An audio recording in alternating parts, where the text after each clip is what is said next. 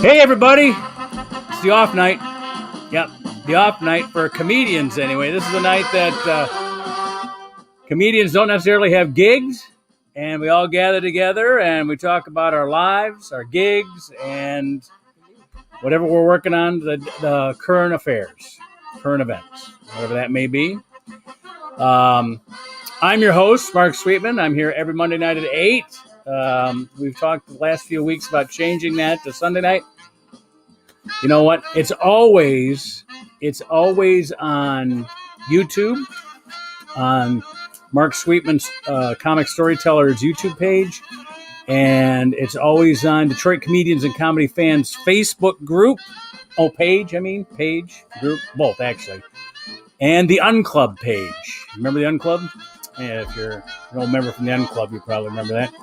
And that's on until we record the next one. Those stay up. So, all right, let's check our theme music down. All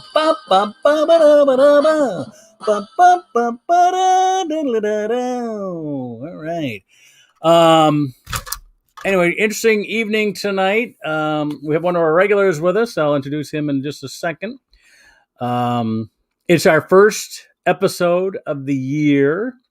I think around 91, total episodes. I can't remember. I don't know. We'll have April 15th will be 104 because we've done 103 because we did miss 1 week back in 2020. Anyway, we get together every Monday night here. If you'd like to join us, I always have, I didn't do it this week, but I usually have the, let me put it up there. Hold on just a second. I'm going to put it up right now. Where's my, here it is. Here's my YouTube. I'm going to edit my YouTube address. And this is where you can put remarks. And those remarks can show up on the screen. They don't always, but they can. Here, I'll put it up there right now for you so you can see it. All right. That's the address right there. Now, if you go to that one, there'll be a comment section. You put the comments up there. And, well, whether they show up on the screen or not is my choice because I run the board here. And so if it looks like something I think would be interesting on the screen, I'll put it up there or I'll ask it myself or however we do that. I'm in charge. So, also, you know what I also want to do is as long as I got you here, I'm going to put the address up there that shows you how to join our little band of comedians here. And that's a different one that I have to edit. Let me find that. Hold on. Is that this one? No. Go here. Okay. I'm changing that right now. And okay, now I'm going to put this one up here, and this one is going to show you.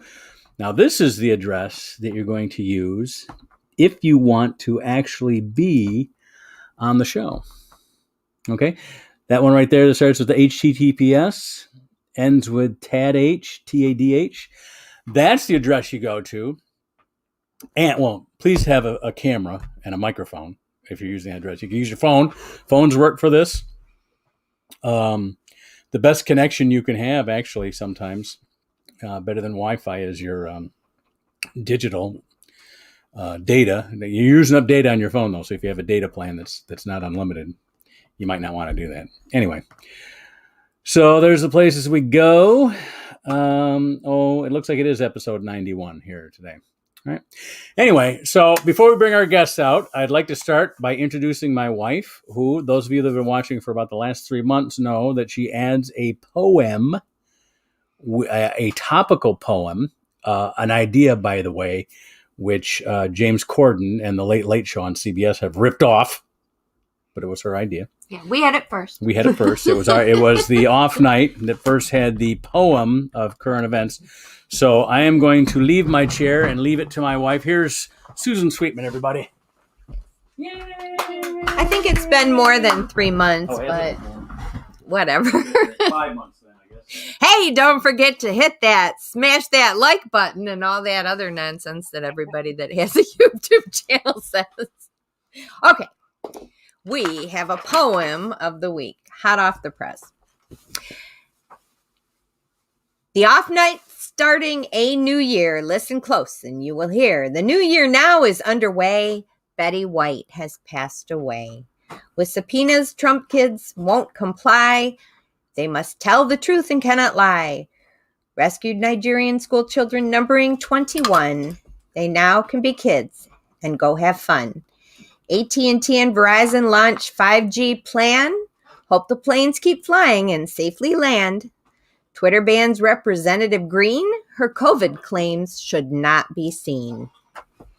That's it. That's the poem for this week. And Mark has left the building. So shall we talk to him?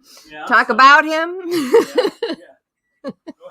So actually, I could count up all the poems I've done. Some weeks Mark reads them, and other weeks I do them. Depends. We prefer Susan. I mean, look at the two faces here. Who would you rather see on the screen?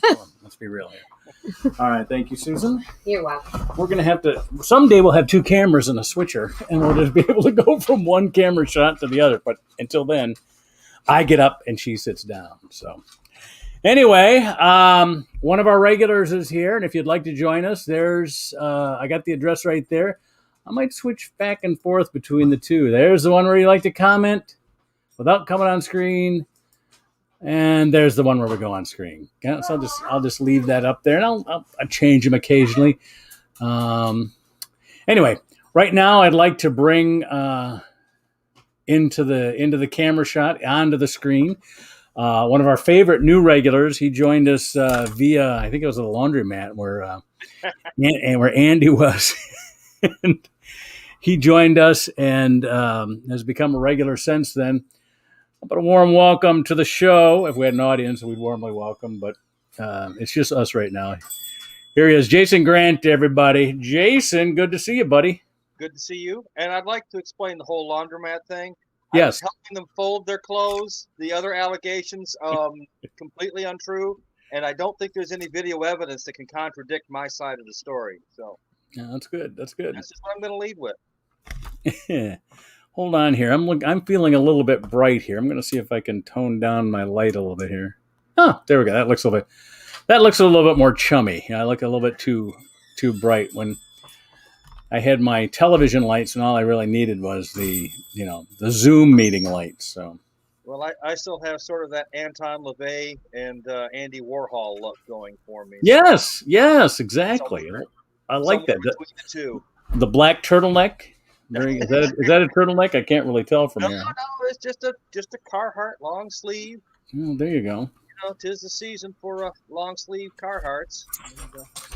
Well, we'll do like we always do with Andy.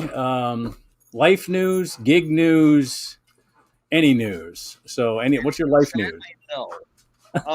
With the one minor exception that I think I've got a few more bits and bobs to add to the repertoire, and it really is time to start getting it back out there. Even if it just means to show up and go up, and right. The 10 people who are comedians, the 2 people who are not, and do the best you can with it. Well, let's do. I think we should. Let's talk to the other guys. Let's change this to Sunday night because Monday's the night where we could really get some work in. You know what I mean? Yes.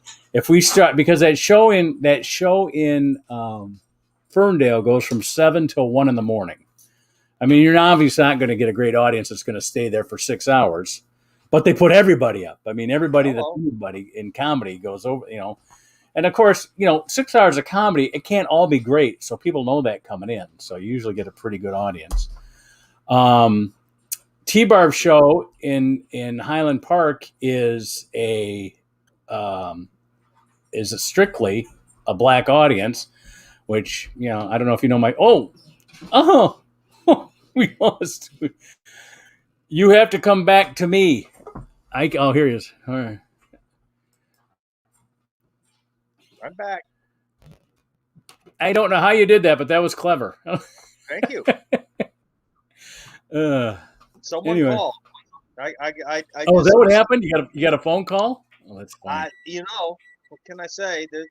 Apparently, there's still a few numbers that are left in I don't know, phone booths and truck stops. Who can really say in this day and age? Well, you know what I'm thinking? If we did this on Sunday, or maybe even Tuesday, but Sunday would be better for me. And then Monday, I could take and film interviews with people at these open mics. You know, It would be nice. yeah, And I can also start getting some clips together.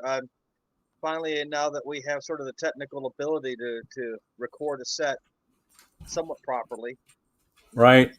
See what I need to talk to Zach too, yes.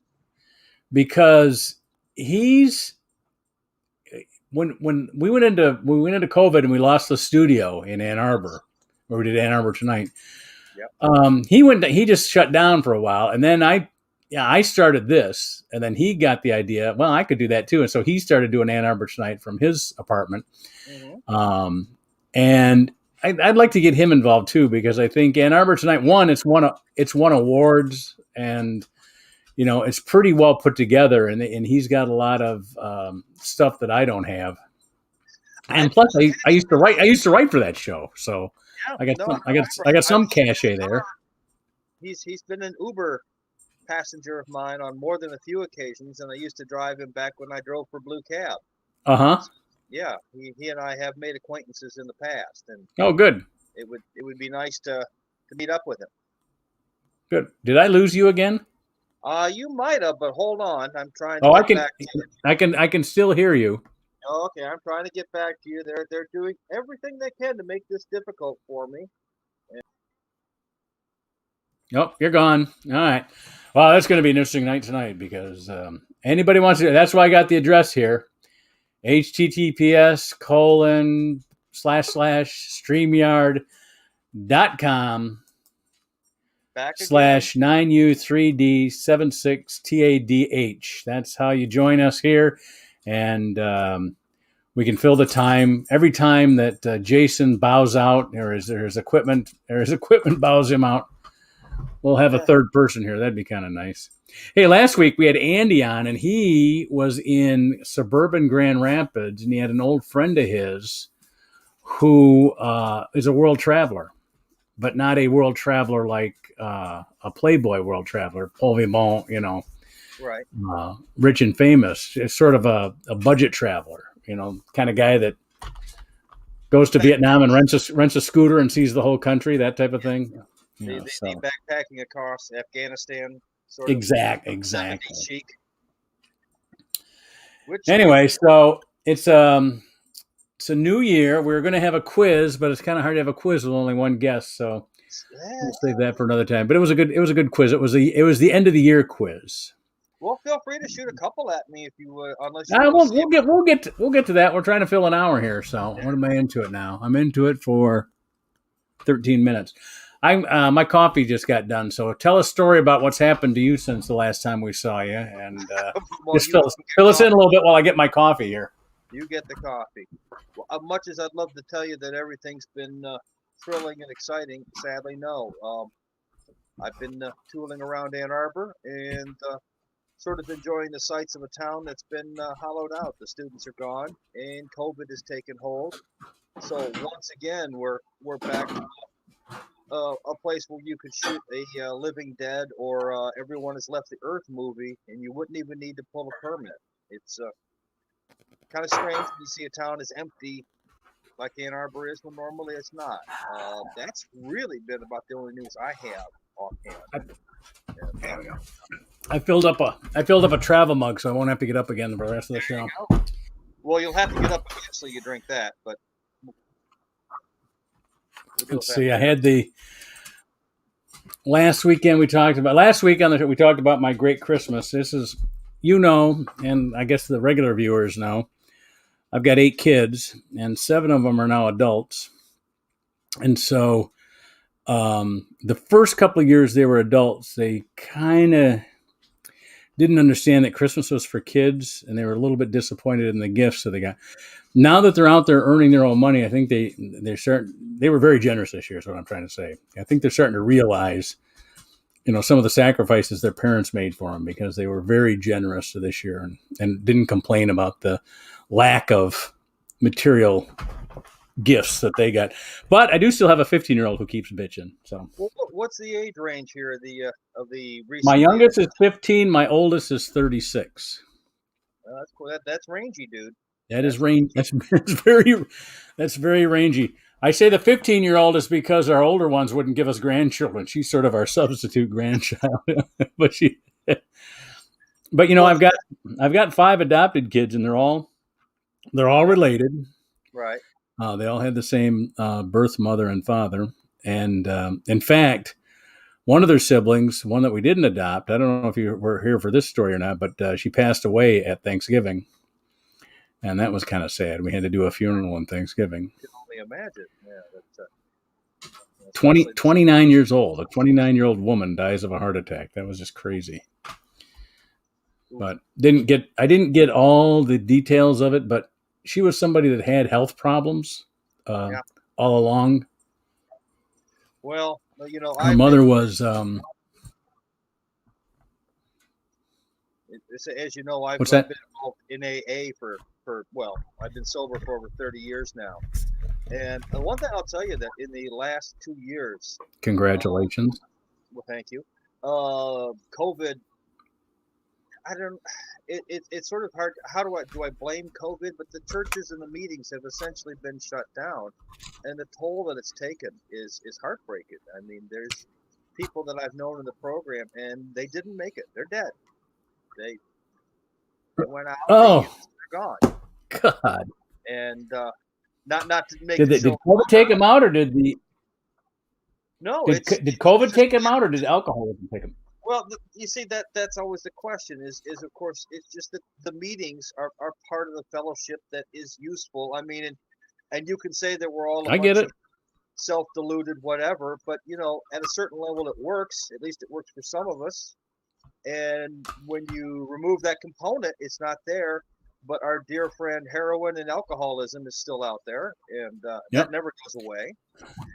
Well, I had a brother and a father that went to. My father went to meetings more regularly than my brother did, but they were both. I went for the coffee and cigarettes at the time. When I first started going to AA, when I still had the shakes and just was getting over the DTs, they had the non-smoking, decaffeinated room, and they had the room for smoking, and with that kind of poisonous kind of coffee that you could drink or use to clean your roof with. Right. That was the seat I sat in on.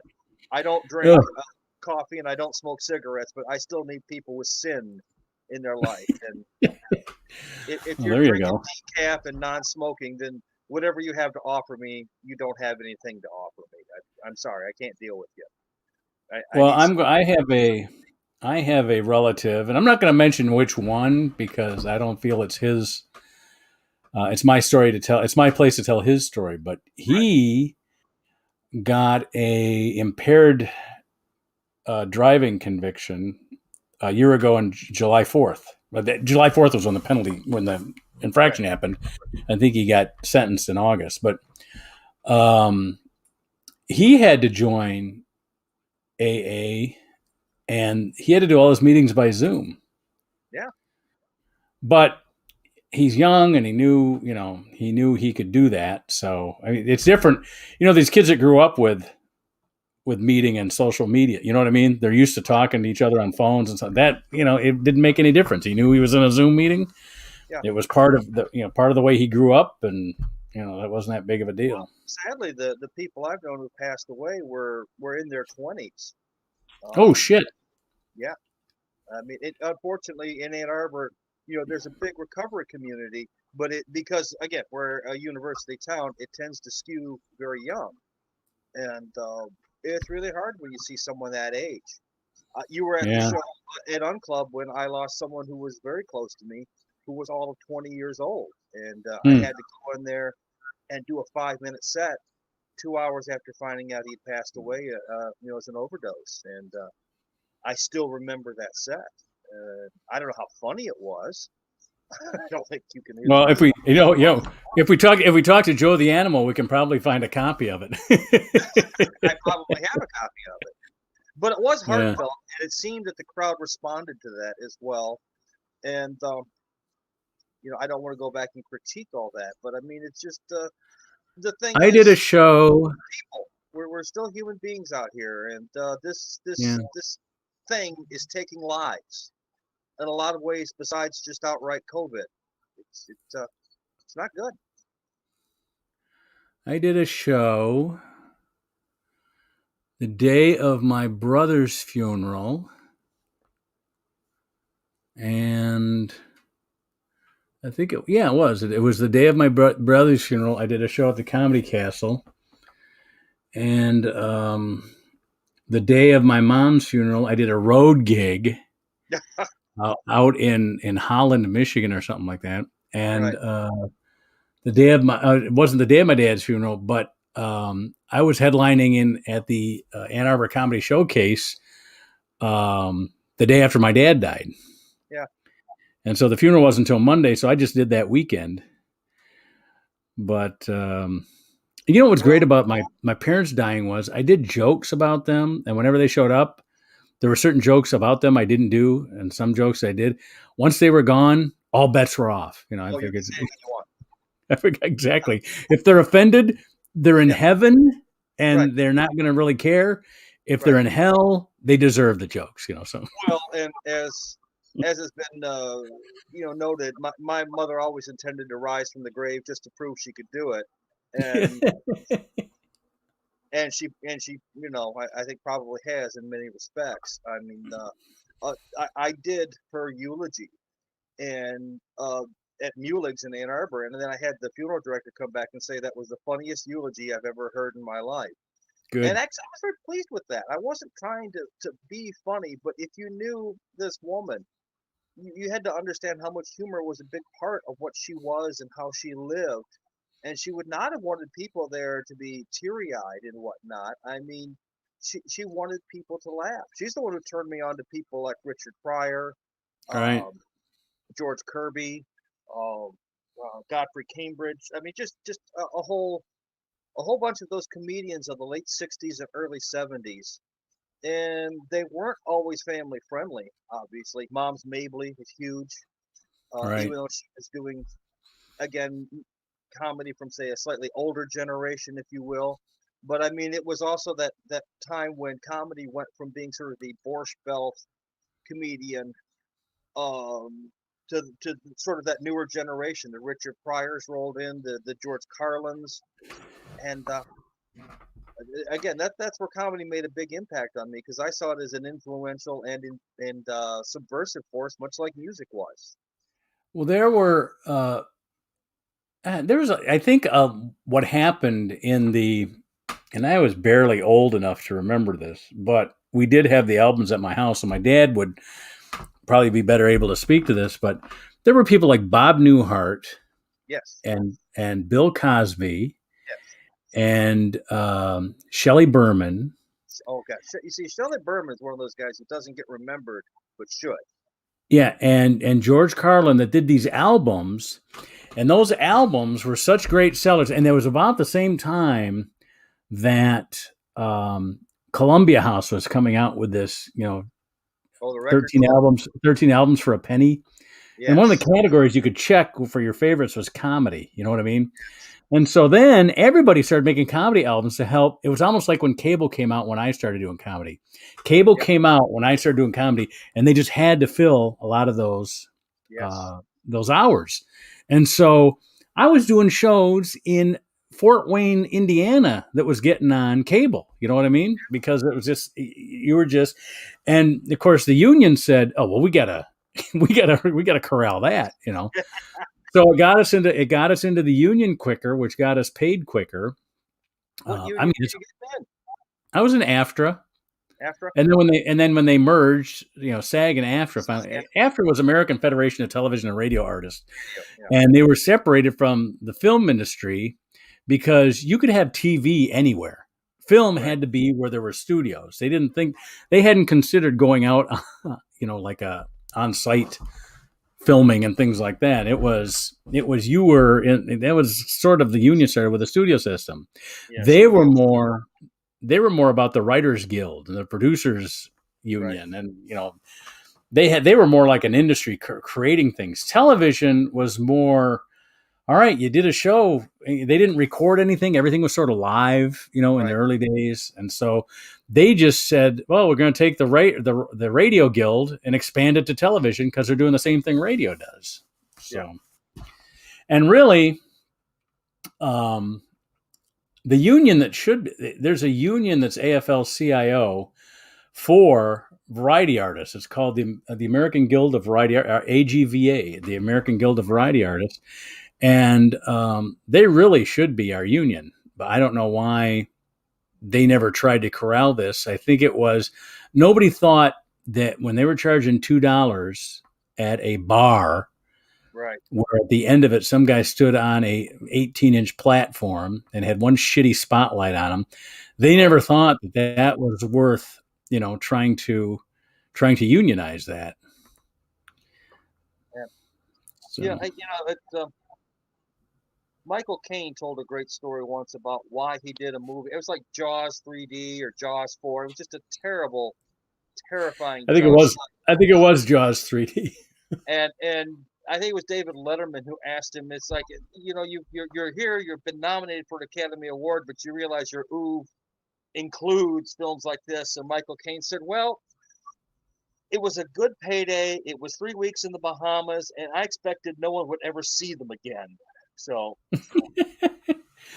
there was my wife watched a film and I tried to watch it, but I just kept going back to my Instagram feeds because I couldn't pay attention to it. But it had Richard Dreyfuss in it, and it was a Canadian film about corrupted child welfare, foster care firm, stuff like that. And all I could think of was, that's an Academy Award winner right there. Because every scene in it, he's screaming, he's screaming like he's a little girl or something, Well, he needs a good director. I'm not saying and the man can't act, but that might be. Well, and the other thing is it was a Canadian film, and it was like I'd never heard of this film. I'm looking at the date; it's like 2018. I go, well, how come we never heard of it? And then after seeing 45 minutes of the film, I go, now I know why we never heard of this film. Well, again, you'll find it's filmed in Canada. It made the drive-ins in Canada. Probably didn't even make the first run theaters in Canada. So. Wonderful and uplifting material.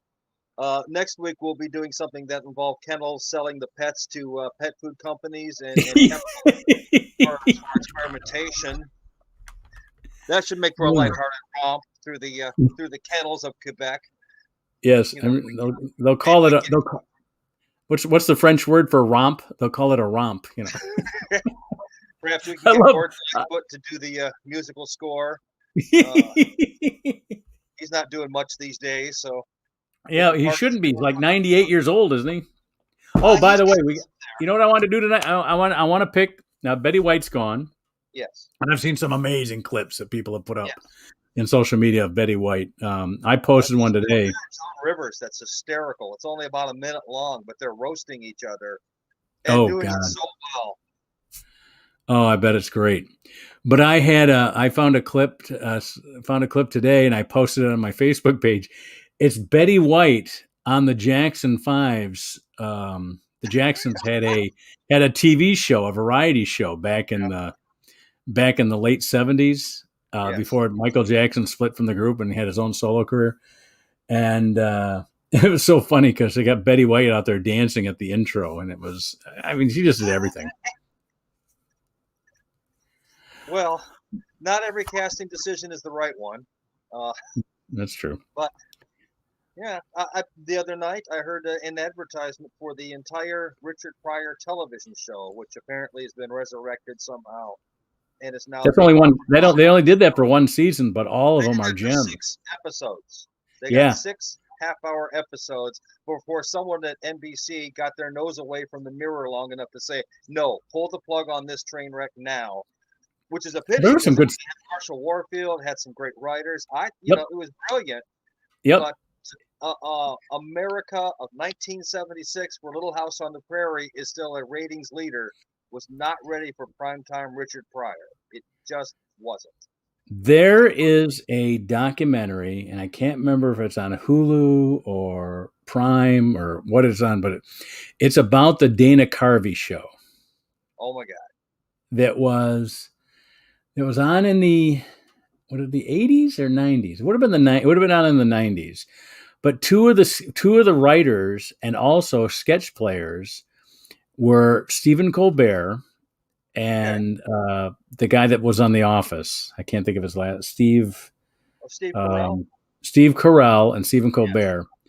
Yes. And the documentary about Too Good to Fail, I think was the name of the documentary. Right.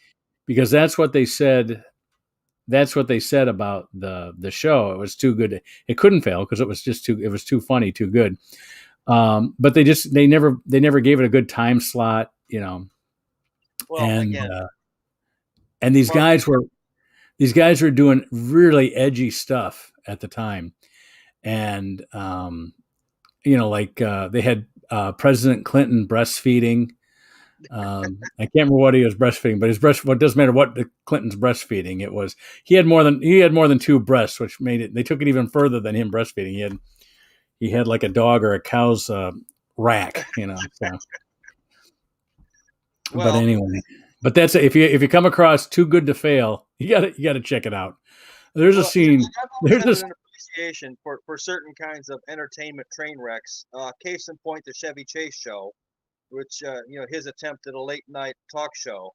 Yes. Which, again, requires, I think, a strong cocktail of Xanax, Jack Daniels, and Mountain Dew to sit through more than one episode. You know who had a short-lived late night show when they were everybody was trying to find the new Arsenio, because Arsenio was really the only one who competed with Johnny Carson. Yeah. Joan Rivers couldn't do it. Dick Cavett couldn't do it. Dick Cavett couldn't do it. Remember when the guy from Wheel of Fortune, Pat Sajak had a late night show, and somebody tried to put Rush Limbaugh in there. Nobody could do it, and so but one of the guys that hit it, I thought he had a great show. And Billy Preston was his musical director, and I thought Billy Preston was great. It was David Brenner. Do you remember that? Yes, I do. That was a good show. I thought they did a great job of that. They kept it at half an hour, right? Always made sure he had an interesting guest, a comedy guest, a musical guest, but nobody did a lot of time, you know? Right. And he always had the comic had the choice of doing stand-up or sitting down with him, you know? And with a guy like Brenner, because at that point, he'd been around a good 20 years. Yeah. So, I mean, you're not going to get a lot of hesitancy from guests because he's going to be a pretty good, they're going to know him. It's not a who is this guy, Yeah. Going on public access, Channel 4, is this, they're going to know who David Brenner is. I mean, if it was Stanley Myron Handelman, maybe not so much. Well, the funny thing is what broke the Carson stranglehold on that time slot was not the networks who were trying to do it, put something in there, or the syndicated shows that went on network affiliates in that time slot, but it was the Larry Sanders Show and the Comedy Daily Show. It was the cable shows that ended up drawing audiences away from Carson at that time slot. It was also a time when Carson was sort of reaching the end of his tenure. But again, if you go back on YouTube, there are some wonderful clips of really, you see why Carson was such an amazing comedian as well as a really, really good host. He really knew when to lay back. Oh, yeah. Go. Yeah, I mean, people could still today, people could take lessons from that guy. I do. I mean, there's some... If you want to accuse me of stealing from Johnny Carson, I would say absolutely. Yeah, I'll do my best because he's the very best. Yeah, I remember one time Malone and Nucci's used to say that I was like, they used to compare me to Carson. They go, not that you're as big or as funny as he is, but when he bites it on a joke, he's funny, and you were able to bite it on a joke too. And I thought, hey, man, that's what I imitate. Every time I bite it on a joke, I'm imitating Johnny Carson. So well, he was a master at being able to own it and find a way to get a couple laughs out of it. The worse it sure. was, the more he was able to turn it around. And you knew that if he got super desperate, he'd try a couple of lines here, and if he's still bombing, he'd turn to Ed McMahon or Doc Severinsen and threaten to fire him. Basically, oh, you like your job? In other words, you like your job. Then you'd hear those two guys laughing because he's then making. They'd start playing the music, and he'd start tap dancing, which is just the total. But the fact that he knew that he had gone down that road, it's like, okay, we've reached the bottom of the rabbit hole. Hang on, folks. Well, what was great about that was that Johnny Carson wasn't known as a comedian. Like Colbert wasn't known. Colbert wasn't a stand-up. He didn't do stand-up until he got that show. Well, Colbert was a sort of sketch comedy, wasn't he? Or am I incorrect? Yeah. He came out of Second City, which is improv. So, and improv is good, but I mean, it's not stand-up. No, it's a little bit different. It's funny how many actors or aspiring actors I run into here in Ann Arbor. They're going to the school, and I tell them I do stand-up, and they're like, "Oh, I want to try that, but I'm just so afraid of it." And I'm like, I mean, I understand it from an actor's point of view. You've got words to work with, maybe something that's tried and true. I mean, you're going up there, you're going to be doing Who's Afraid of Virginia Woolf. I mean, it's well established. Exactly. Whereas when you do stand-up, you got to write it, you got to craft it, you got to run it out in front of audience. You got to find out what you think is funny. Maybe isn't what the audience thinks is funny. And as when you get to the point where I was 30 years ago, where I was doing it every day and making a living at it, right. I had to do the same material in front of every different kind of audience. I was doing clubs in Biloxi, Mississippi, and Newport Beach, California, and Seattle, Washington, and Fargo, North Dakota. And I wasn't writing for those audiences. I was, you know what I mean? These jokes had to be told to all these different audiences and still be able to get away with all that stuff. Yeah. And I wonder in this day and age if there's still going to be stand-up. I suppose there will always be stand-up. People will want to go out. Not everyone's going to want to sit in here in front of their screen. But we do have these new mediums. I mean, think what you could have done had there been a YouTube 30 years ago. I don't utilize it now. I probably would have then because I was younger. Because I did a lot of things. For my career before I was 30. I mean, right. the stuff before I was headlining, the things that I did for my career was write constantly. I mean, like daily writing, 5 pages. If I had 6 jokes on a page and I did 5, that was 30 jokes a day I was writing, and not all of them made it. But I mean, if you write 30 jokes a day and you hit one, you got 30 new jokes in a month if you're doing that every day. And I was doing that. I was taking any gig that paid. Not sure I could do that now. There's so many gigs that, in order to get stage time. Back then, I was taking the shittiest spot on the show, but I was still making $50 to $75. You know what I mean? Yeah. So but nowadays with YouTube, you're able to do podcasts as we're presently doing. You get a certain level of subscription. You can start streaming, and you can start getting paid. Yep. Luck is still required. It helps if the algorithm picks you up. And this is something the newer people out there are going to be like, hey, how do they know these things? And doesn't that old guy spend too much time watching young people on YouTube? And the answer is, well, obviously. But it's still a bigger or a way of getting yourself out there, as opposed to sort of what I'm used to, what certainly you did, which is to say, well, you start out your local show up and go up, and then maybe you make it to another town, and maybe everybody had done that. Everybody. I was of the first generation where you could make it without moving to New York or LA or Chicago. How about Boston? I mean, because that obviously was Boston hit when Stephen Wright was discovered by Peter LaSalle for the Tonight Show. Peter LaSalle he wasn't the talent coordinator. He was the producer. He was the director. And he had gone to Boston for a family reunion or vacation, something like that. And he happened to see Stephen Wright at a club. Somebody says, you got to see this guy. Or maybe he says, you just come out and see the comics. Are really good here. And that's the one guy.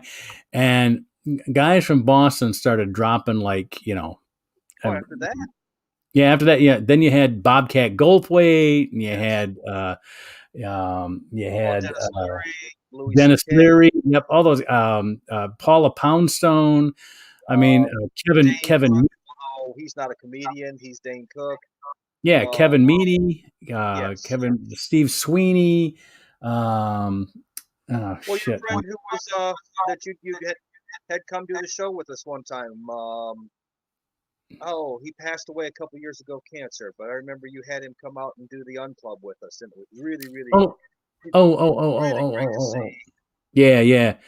God, I Because it feel was bad a now. I can't. chance to see a professional comedian up close, see him do his act, and then get to talk to him a little bit afterwards. To Barry, really you're talking about Barry Crimmons. Yes, Yep. yes. Barry Crimmons, Jimmy Tingle. I mean, they were just Don Gavin, Steve Sweeney. Shit, they were just a ton. But anyway, but the thing is, nobody really. But all those guys moved to either San Francisco or L.A. or New York. I mean, none of them really got super big. I mean, they were already big in the comedy circuit from Boston, but it was after that, and for Detroit, it was Tim Allen, where you could, I could bill myself from Detroit. When Tim Allen hit, I was already in LA. Yeah. And what I started doing, sometimes I would bill myself from Detroit, or whatever would get me booked. I'd bill myself from either Detroit or LA. And Tim Allen's out there making caveman noises and walking around with a drill. I mean, but yeah, whatever. It worked. It worked. Yeah. The thing is, though, we were in that sort of post-punk, post-music environment, where I don't know, rock had sort of faded away, but we'd had these big arena shows. We were used to a lot of live entertainment, and then comedy rolls along. And again, it's not the old comedy; it's the new comedy at that time, as I'm sure you remember. Well, here's what was attractive about comedy. There was so much, like I said earlier, there was so much time to fill on cable channels. Yeah. And how hard was it? A VH1 comedy showcase they set up at the Ice House in Pasadena, and they put once a week. They put on 5 comics. The club, 2 camera. Caroline's in New York City. Same thing. You got one or two cameras. You switch between the two. The comics are just doing the show they've always done. You got an MC that brings up all these people, and then you can edit. It's not live, so you can edit all that shit down if somebody fucks up. Yeah, so one camera. Shit, one of the biggest ones was HBO. When HBO was first out, the first comedy special they did was at the Fox Theater in Detroit.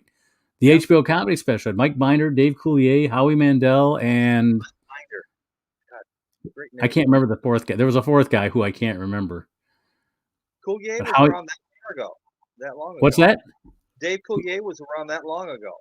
Dave Coulier, when I first walked into the castle in 1979, right, he was just getting ready to move to LA. Amazing. He was at the Comedy Castle was on Orchard Lake Road in West Bloomfield. Right. And in fact, all of the buildings where the castle has been in the last 10 years have been demolished and replaced by either parking lots or other places. Yeah. All of the places they've been, and he's been at. I was the first one on stage at a lot of those places because I emceed back then. So, right.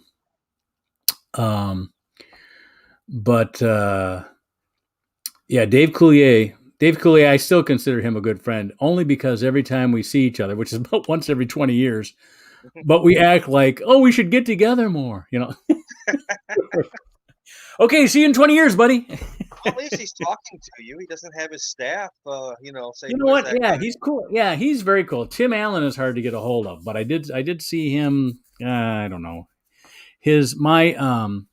My daughter when he was Grand Marshal of the Thanksgiving Day Parade in Detroit, my daughters rode the horses right behind him. Wow.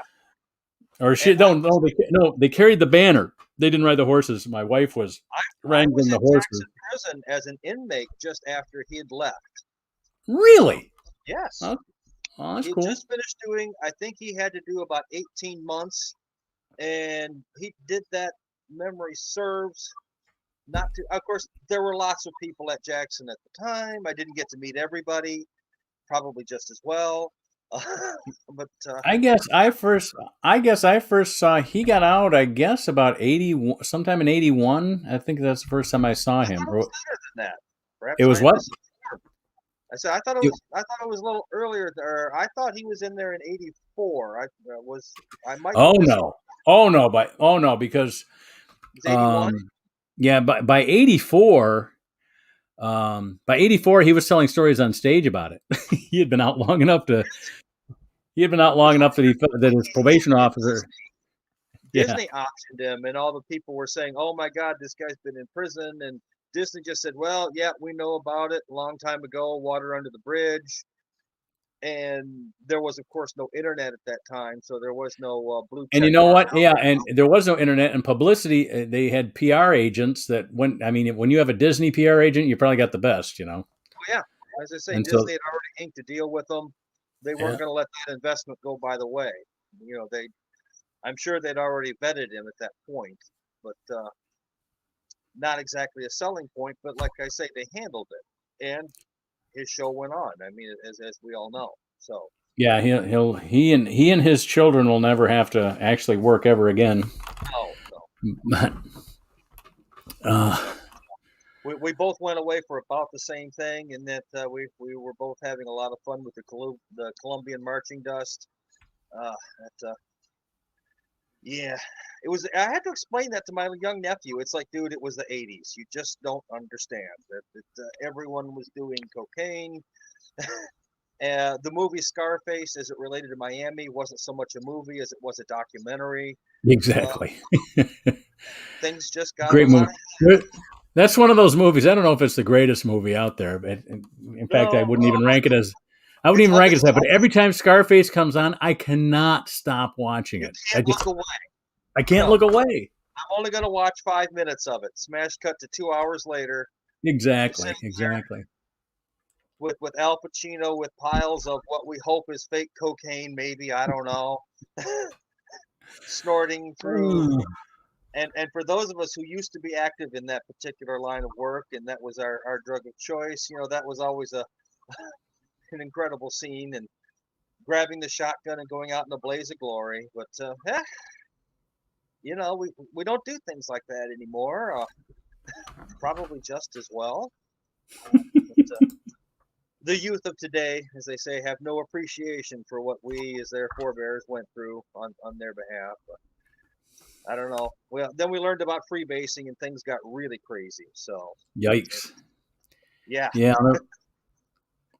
I'll never forget seeing guys freebase for the first time. That was frightening. Yeah. It's right up there with shooting up. Once you start seeing the chemical process and the waste it gets it sort of passed around. No, it was pretty ugly on really so many levels. Again, I think nobody really got to the heart of it better than Richard Pryor. Begging his dealer to please sell him just enough to get through the weekend. It's like, well, okay, how much do you need? And Richard replies with a kilo, because that's really the sort of the whole different scale of use when you switch from just snorting up to freebasing. It was an Right. absolute wholesale change, and not one for the better, to say the least. And that is how he ended up setting himself on fire, was freebasing. So again, a little tiptoe down memory lane here. But please ignore some of the darker elements of it. But we are here at the new year, so I think it's okay to look back at some elements of the past as well. Yeah, this is. I have a goal this year. We're going to downsize. We have this huge house in suburban Detroit that was basically, we bought from Mormons that had 6 kids, and we ended up having 8 kids. So we took what we. Congratulations! Yeah, thank you. We outdid them. We thought that we would never run out of room, but with 8 kids, at some point we had run out of room. Although the youngest one we adopted after my oldest one had left the house. So we really only had 7 at any one time. But now I'm down to I got 3 daughters still at home, and only one is still in high school. So we're looking to downsize and perhaps getting rid of the big house. We have another condo. We have property up north. We have a condo. We have all kinds of, because I was a comic in the 80s. We have stuff. Nice. But anyway, yeah, exactly. But anyway. I was a drug addict in the 80s. I live in a room that I rent for a pal of mine and pay my rent by walking the dog. No, there you go. And you know what? I wasn't into drugs, so all that money that I made in the 80s went to me. So I got to keep that. Yeah. So. Yeah. See, that's one of the things that I point out to people when they come into the program. We're not allowed to say AA for some reason or another. Not that it's a cult. It's not a cult. Don't look at us. We're not a cult. No, we're not like Scientology. Actually, we're not like Scientology. We don't cost anywhere near as much money. We ask for $1 or $2, and that's about it. But there's no Tom Cruise. There's no John Travolta. What can I tell you? But is that the good news is you'll get to keep more money. You won't have to sit there constantly be shelling it out to strangers or.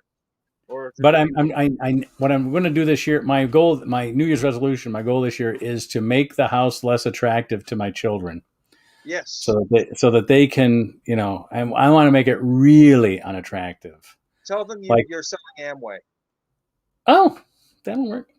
I was thinking maybe perhaps not doing laundry quite as much. To give it that old person's house smell. Remember when you were a kid, the old people had that house smell?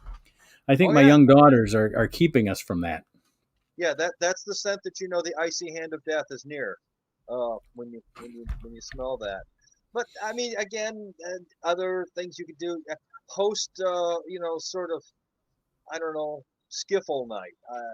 Given the modern musical sensibilities of most kids, I think going back to a late '50s English style of music would just drive them right the hell out. We're starting. Your mom and I are starting a skiffle band. I'm today. This is actually a true story that's going to become a joke because I thought it was funny. Yeah. The reaction I got was, let me know that the young people may like it too. I'm taking my daughter's friends home from school today. There's 5 of them piled in the back of my car. My daughter says, "Can I have the radio?" And I said, "Sure." So she turns on the auxiliary and Bluetooths her phone in. She didn't want the radio. She just wanted to blast her music louder than she could on her phone. And so she's. I mean, and just I don't know if you listen to any of today's music, but some of the artists are pretty raunchy. And I look in the back seat, and the girls are looking how I'm going to react to some of these lyrics that my daughter's playing on the phone. And I said, "Lillian, I think you're scaring your friends with that music." And she says, "Well, why do you say that?" I said, they look afraid. She goes, "Well, why would they be afraid?" I go, "The guy has mentioned dick sucking 5 times in this one." And the girls were like, Steve Allen used to do the routine where he would read. Yes. Now that's one I should bring back. Doing that. Because the kids would all get into the, again, I'm driving at the University of Michigan there. So I'm starting to do Kasha in a dramatic tone, or I could also do my version of My Milkshake, which was always a big hit. And, and again, they always found it really funny, and they were relieved to get out of the car, with relative haste. Because again, there's one lyric I thought particularly. Well, what I thought, another thing I could do is if I could get a band, I could I think the parents don't like the music because it's they don't like hip hop, they don't like rap. That's what they say. What they don't like is the lyrics. Because here, let's try this hit with their music, and I'm going like, "Oh, I don't like the bitches who get pregnant on pre-cum." Is it really the rap that they don't like? Again, and today, of course, I think of a routine that I know would only work for older crowds. It would never and I'm inspired because I'm in the gym in the middle of the day, which, as you know, is like the graveyard time. That's when all the men Right. who look like Keith Richards are in there. And as always, they have some naked guy in there who looks like an Al Lewis lighting double, and walking around butt naked, bent over, showing off the sphincter of antiquity. And were a nuclear weapon to go off in the middle of that locker room, the first thing to be annihilated would be his sphincter. Um, Again, that's only going to work with a certain crowd, that sort Yep. of ability to use that kind of detail. But the thing is, that is my reality. That's what I walk into on a regular basis. And it's like, dear Lord, blind me, kill me now, do what you have to do, because I can't take much more of this. Right. And yet, I still go in every day. I don't know what it is about old dudes who feel it necessary to display every aspect of their physique at all. I mean, it's just me. What can I say? For all the faults the kids have, I have to say some of us older folks and pre-baby boomer types, we have our faults and flaws as well. So I mean, Yep. again, that's comedy. It's the human condition. You know, I think rearranging some of the rap lyrics to a to various musical, I don't know what they call them, beats now. I mean, it's not even music, dude. I mean, come on. Smokey Robinson and the Miracles would never record any song that involves pregnancy and free comp. They wouldn't do it. They did Tears of a Clown. They did Tracks of My Tears. They didn't do Pecker Tracks of My, Yeah, exactly. mama's creation. Yeah, They pretty did, much. you know. I mean, when was the last time you heard Tears of the Clown and really cranked it up? There's a couple of sections in there. And I know they did that with the Detroit, the Wrecking Crew, I believe, or I don't know what they called them. But anyway, with the Detroit house band. Oh, And it there's was they were called the something the Funk jazz Brothers. The the Funk what Brothers. The Funk Funk Brothers. That was it, Brothers. the Funk Brothers. But I mean, there are some sections in there that are just almost heavy metal. The way that Oh, the is working in there. And if you hear Smokey Robinson's lyrics, they're incredibly intelligent and yeah, heartfelt, and it works together. I mean, it's a beautifully crafted pop song. And yeah. then you hear this shit that goes out there now that's layered on top of what sounds like a computer that Kraftwerk, designed to destroy itself.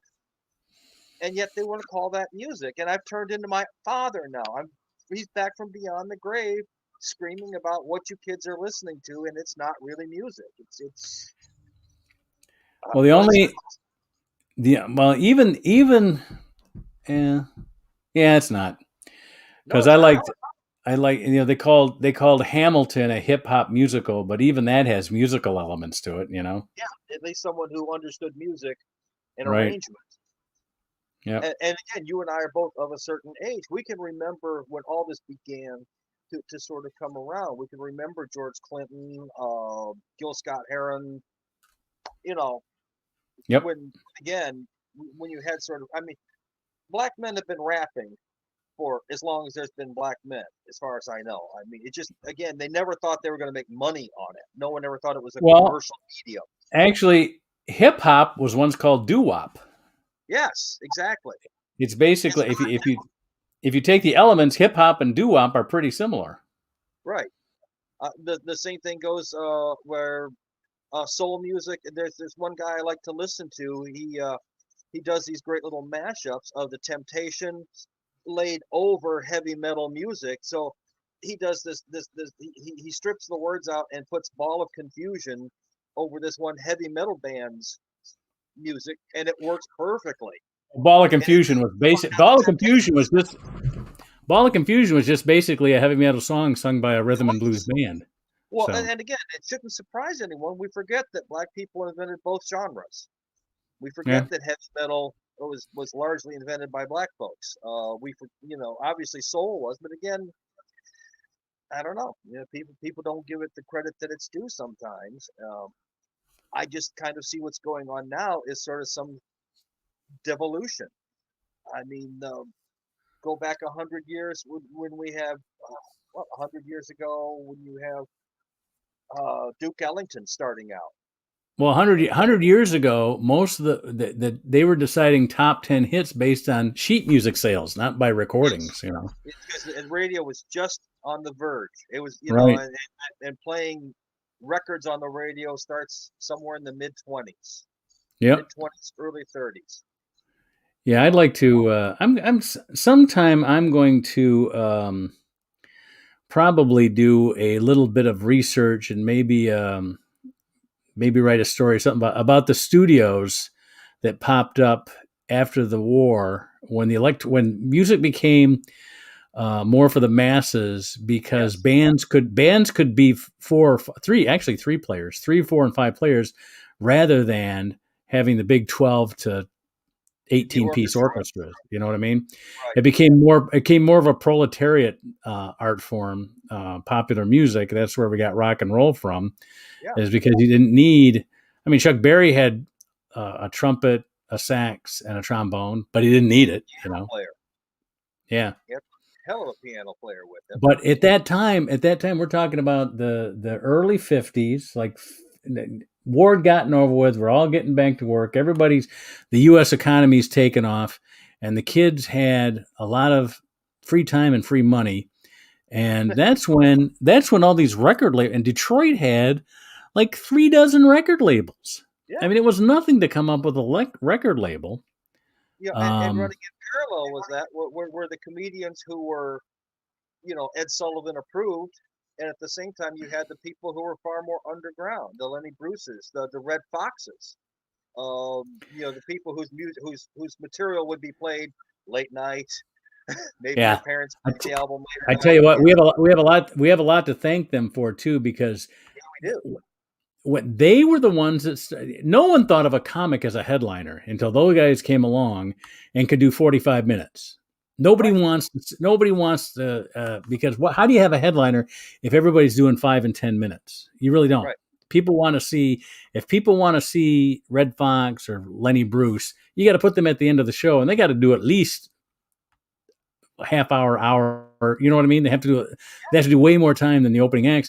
And a lot of times, guys like Lenny Bruce, nobody wanted to appear with them because they would just, people would rather have an hour of Lenny Bruce than 5 minutes of 3 guys and then 45 minutes of him. So, that's how the word headliner. That's how we got.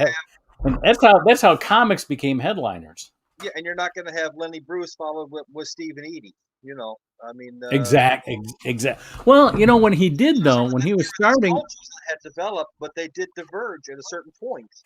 Right. When when Lenny Bruce started though, he did open for Steve and Edie and Jack Jones and all those. Carlin exactly. had set the record for appearances on Sullivan. Carlin was a mainstream DJ, head with a radio show. Yep. But at a certain point, he walked away from that. And many, Richard Pryor, again, playing a lot of the black rooms, but he wasn't the Richard Pryor that we would see later on. Yeah, some of those clips you see of Richard Pryor, you got, and that's not the Richard Pryor that I know, but yeah, he had to come up. All right, we're over an hour now. I'm going to go through Susan's poem because we usually use that as our sort of our jumping off point. Let's see if we can get any jokes out of this stuff. Betty White. Got any Betty White stuff? Not offhand. Trump kids will not comply with the subpoena from the Attorney General from New York. Do you know what that case is about? Oh yeah, I understand, but it's again. Are you familiar with the case? Goes on. It's basically the case where they are fast and furious with the figures. In other words, for taxing, they're devaluing. For insurance, you know what I mean? And for insurance purposes, they're overvaluing.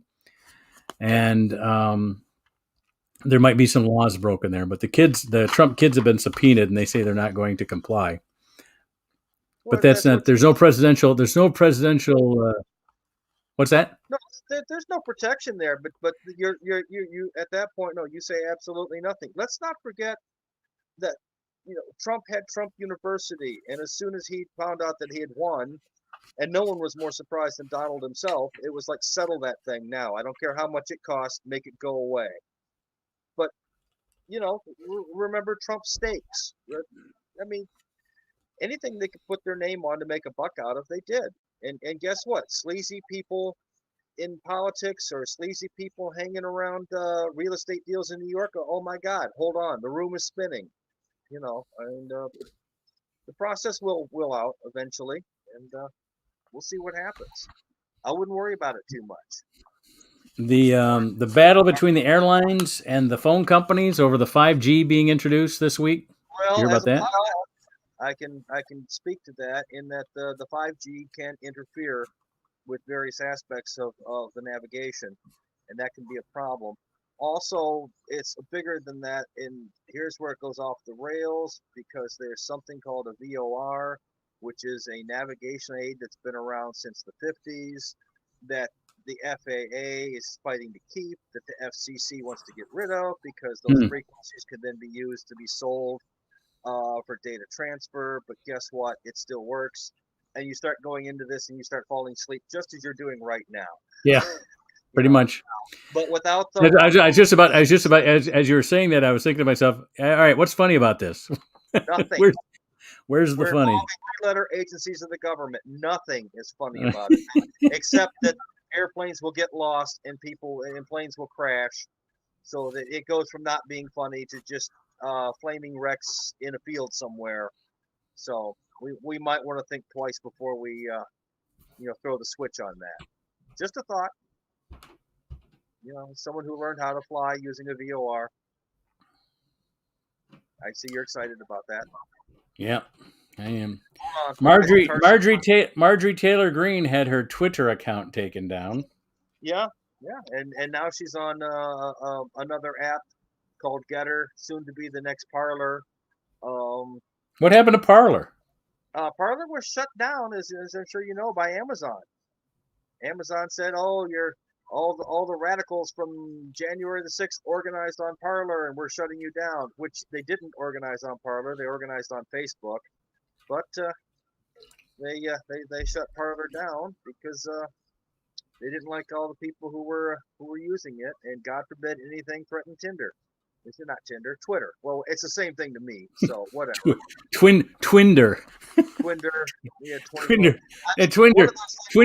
Twinder is for those people that want to meet two guys for a quick fuck. That would be a grinder.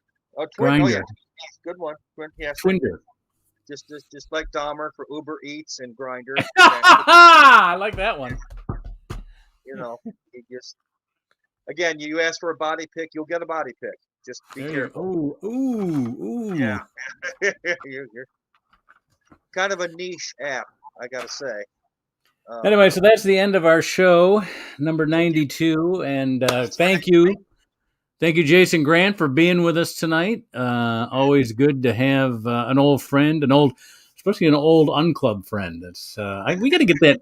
We got to talk. I got to get out there. I got to get out. Way to put it back together. It was a really, really useful room. Yeah, I'm going to wait another 3 months until the winter's over, because last year, if last year's any indication, this shit calms down a little bit in April and May. So, I mean, I realize that, I don't want to make this political either. This is about me. Yeah. I don't want to die. So I don't give a shit about anybody else. I don't want to die. So, and I got a home and I can stay here and I can go online and I can do this shit. So call me unpatriotic, but I'm making it about me. I want to live. So I survived AIDS in the 80s. I'm not afraid of COVID. I've had COVID. Yeah. I've been jabbed. Oh, did you get COVID? Yeah, I had COVID in February of 2020. So I had the classic COVID. Oh, the original you had classic COVID. Oh. I had the OG COVID. I mean, I was speaking Mandarin. I had COVID so bad. That's so early. You had it so early. Yeah. You were speaking Mandarin. I love that. Although, what do you think about this? I do believe, and I think people are going to take it and try to make it political. But I think each of these variants is not as deadly. They're more contagious, so they become more like the common cold. Right. Because I know right now, the first 2 years of this, I didn't know, maybe 4 people that got it and were Right. hospitalized. I know like 30 people now that, have had to go into the hospital and stuff, and they're living through it. Right. Yeah, well, this is what happens. Again, this is where I will go political, but it's sort of in that weird tangent where it's neither Republican nor Democrat, because I kind of think they're like two sides of the same coin in the pocket of a cabal of billionaires. But the thing is, then you're only a hair away from Alex Jones at the Bohemian Grove, blah blah. But you look around and you realize that corporations like BlackRock, um, kind of control the GDP of about one half of planet Earth. That's not an exaggeration, Hmm. and it's kind of a scary. When we're having these corporations now that are bigger than Just Black nations. is BlackRock the company that we had sort of as our privateer in a couple of the wars that we had in the Middle East? You're thinking of the of BlackRock, the corporation that was involved with doing basically Soldier of Fortune stuff. Soldier of Fortune stuff, yeah. Yeah, that was Blackwater. Oh, That was Blackwater, okay. Blackwater Security. BlackRock is an investment firm that was used by the Fed, the Federal Reserve, and there's some nice sweetheart deals where they took the useless assets from the housing crash of 12 years ago, and they made some sweetheart deals with the Fed back and forth, and they now control over $12 trillion in assets. The only thing that is really bigger than BlackRock would be the economies of the United States and or China. They are literally bigger than Great Britain. They are bigger than France, and certainly bigger than our dear, dear friends in Russia. So we now have multinational corporations. They're not even they are now transnational. So They're something above national. now we have the big corporations, but then we have this great resignation. All these people that are just going fuck it, Good. I love it. I think it's I think that's the best thing going right now. Sand in the Vaseline, because like I say, it's only a matter of time when I'm looking at self-driving cars being put out there, because as a cab driver, it's really important that I lose my job and that I end up underneath a bridge somewhere. Who's gonna lose their job before cab drivers is truck drivers, because exactly. they've been wanting automated trucks for years, because they've got laws. Truck drivers can't drive more than 16 hours in a day. They want cars to go 24. You're right. We certainly, why can't we go back to the good old days of our methed out truck drivers driving 18 to 25 hours, and then going home unable to eat and occasionally, killing their own families, because that's what people strung out on speed do. No, and instead we'll get stuck on the SS Zuckerberg, where we get to pull oars past Epstein Island all the way up to Soylent Green Bay. And by the end of the afternoon, we're making organic soap and lampshades. I'm not trying to be overly dramatic or dark about the whole affair, but that's the way this damn thing is trending. We want all this automation, and we decided to open up all of our markets and all of our unionized jobs to quite literally slave labor in third world hellscapes.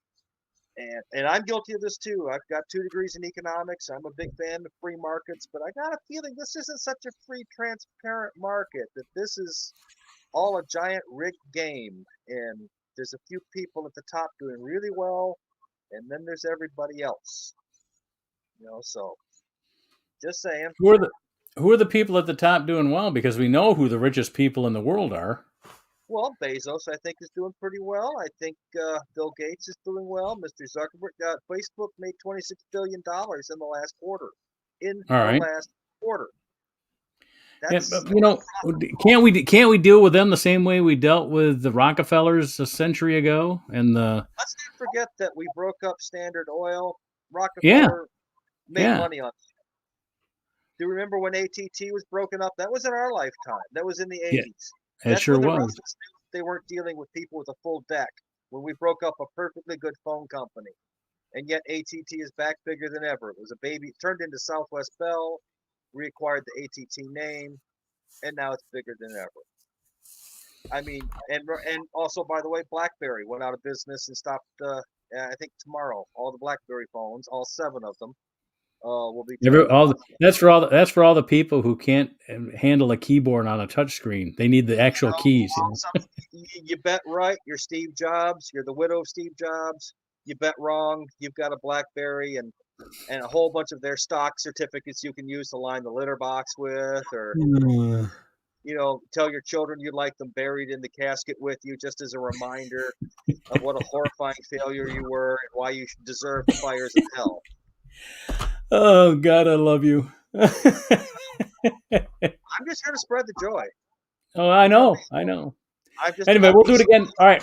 Right now, I'm just going to tell you and everybody that we're going to do it again next Monday. I may change it to Sunday, though. I'm going to talk to everybody and see if we can do this on Sunday night. And I'll get back to you. As far as our viewers go, again, this is on our YouTube channel, Detroit Comedians and Comedy Fans, both the group and the page, and the Unclub page on Facebook. So these will be up here until we get our next one out there. So thanks for joining us. We'll see everybody next week. Here's where I hit the end of broadcast button. And,